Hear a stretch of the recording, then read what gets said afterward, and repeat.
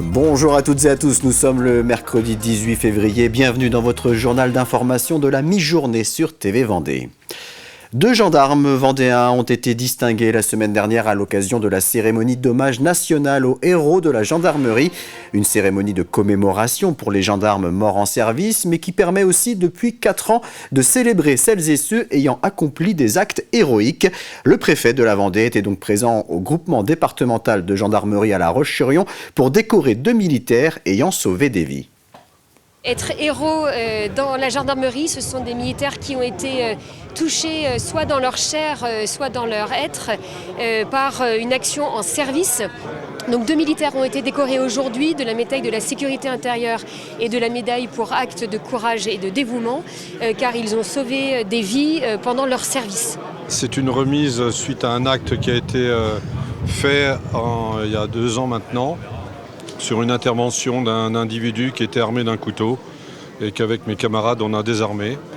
Voilà, cette décoration remise par monsieur le préfet aujourd'hui, le jour de l'hommage aux morts de la gendarmerie, ça me fait quelque chose. L'ensemble des gendarmes sont comme des héros dans leur action quotidienne, pour aider les gens face à la délinquance, aux calamités, aux catastrophes naturelles, aux accidents de la route. Et c'est bien vraiment, et c'est bien le minimum qu'une fois par an, on leur rende hommage. Depuis 15 ans, la distillerie Vrignot, située à Corp, organise un concours de cocktails destiné à des étudiants de la filière métiers du bar. Des étudiants du lycée Édouard Branly à La Roche-sur-Yon, mais aussi de tout le Grand Ouest. Ces futurs barmaids ou barmen profitent de l'occasion pour découvrir les spiritueux produits en Vendée, comme le fameux Camocq par exemple. Des produits qu'ils seront peut-être amenés à servir au cours de leur future carrière professionnelle. Reportage Simon Philippot et Florian Mosniak. Ce matin, une trentaine d'étudiants venant de La Roche-sur-Yon, Niort ou encore La Rochelle se retrouvent à la distillerie Vrignot.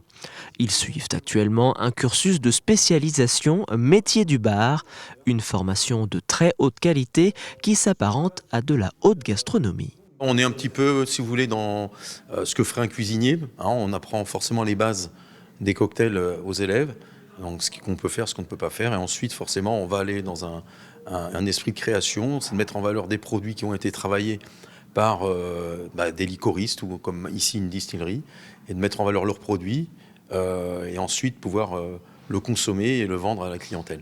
Pour les étudiants, cette visite est l'occasion de mieux comprendre l'origine des produits qu'ils utilisent. Et pour la distillerie, c'est une manière de mettre en avant ces produits qui reviennent au goût du jour à travers le développement des cocktails. On va pouvoir consommer un cocktail du début à la fin du repas et on va pouvoir assembler différentes liqueurs, différents goûts pour avoir quelque chose de très élaboré. Voilà. Le fait que ce soit aujourd'hui des bartenders qui viennent chez Vrignot pour faire ce concours, 15e année de concours, c'est d'autant plus intéressant que c'est eux demain qui vont pouvoir promouvoir nos différents produits, même les liqueurs en général, soyons pas sectaires. Et c'est ça qui est très intéressant aujourd'hui. Les futurs barmaids et barmen présents imaginent déjà leurs recettes qu'ils pourront travailler avec les produits découverts lors de cette journée. À travers leurs cocktails, ils arrivent à moderniser des boissons qui n'attirent pas habituellement les jeunes consommateurs. Le type de produit qu'on peut dire vieux jeu exactement, ça pourrait être des produits comme le gin, le whisky, mais c'est des produits qu'à l'heure d'aujourd'hui on peut se permettre de revisiter pour qu'ils soient plus modernes et qui donnent l'œil aux jeunes pour les goûter et qui ça leur permet de découvrir des produits qui peuvent être nouveaux comme anciens. Au-delà de la visite de la distillerie, les étudiants étaient surtout présents pour s'affronter lors du concours Vrignot, un rendez-vous habituel depuis 15 ans. Après leur formation, ils intégreront des palaces ou des bateaux de croisière. Et on rappelle bien sûr que l'abus d'alcool est dangereux pour la santé. Les jours sans pluie en Vendée depuis le début de l'année se comptent sur les 10 doigts de la main. Plusieurs secteurs ont été touchés par des inondations ces derniers jours. Après une légère accalmie, un nouvel épisode de forte pluie est annoncé pour cette deuxième partie de semaine, avec du vent fort et des coefficients de marée très hauts qui contrarient l'écoulement vers la mer. La Vendée est toujours placée en vigilance orange crue et les autorités surveillent de près l'évolution de la situation. Le préfet Éric Freslinard s'est rendu ce mardi dans le sud du département pour rencontrer des élus locaux, des agriculteurs, mais aussi les gestionnaires des ouvrages du territoire.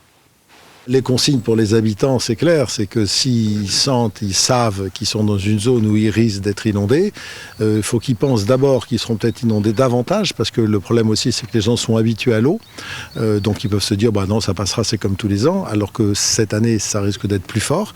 Donc il faut qu'ils anticipent une crise avec un niveau d'eau supérieur et peut-être aller habiter chez le voisin ou mettre son lit au premier étage. L'eau, la météo, c'est jamais complètement certain.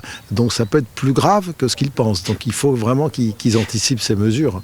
Sur la Vendée, on a la chance d'avoir le complexe de Mervan qui nous permet d'écrêter les petits événements, les petites crues. Voilà. Ce qui vient de se produire, on a réussi à peu près à le gérer. Quelques dommages assez mineurs, j'ai envie de dire, par rapport à la pluviométrie qui s'est cumulée. Ce qu'on maîtrise moins, effectivement, l'axe Sèvres en Niortaise, qui dévale depuis Saint-Mexan-l'École jusqu'à la baie de l'Aiguillon, où effectivement là, on n'a pas ce rôle de barrage écrêteur, on n'a pas de barrage ici, ce qui n'est pas le cas sur la Vendée. Et à noter également que la Vendée est placée en vigilance orange vague submersion pour la marée haute de ce jeudi à 5h45. Des vagues de 7 mètres sont attendues. La surcote pourrait atteindre 32 cm au Sables-d'Olonne, 40 cm à Noirmoutier et 44 cm en baie de l'Aiguillon. Sport à présent, depuis dimanche, l'Arena des Sables-d'Olonne accueille la première édition de l'Open Arena. Ce tournoi de tennis féminin WTA 125 est inscrit au principal circuit international professionnel. On y retrouve plusieurs joueuses classées autour de la 100e place mondiale. Parmi les Françaises figurent notamment Océane Dodin, Fiona Ferro ou encore Kristina Mladenovic, quart de finaliste à Roland-Garros en 2017. Les organisateurs espèrent profiter des vacances scolaires pour attirer un nombreux public. Les vacances scolaires, c'est un public qui peut être différent de quand on est en période scolaire. Donc on attend beaucoup de centres de loisirs aussi qui vont se déplacer, des passionnés de tennis qui, tous les clubs de la région vont se déplacer. Nous, on attend entre 10 000 peut-être spectateurs sur la semaine. On a eu en tout et pour tout 1200 personnes qui sont venues dimanche. Donc ça présage d'une bonne affluence pour la semaine et puis surtout pour le dernier week-end, pour les demi-finales et la finale. Qui, je pense, rassembleront beaucoup de monde. Et puis un mot de basket avec la défaite de Challans ce mardi soir en Élite 2 lors de la 24e journée. Le VCB s'est incliné face à Poitiers 83-73. C'est la fin de cette édition. Très bonne journée à tous sur TV Vendée.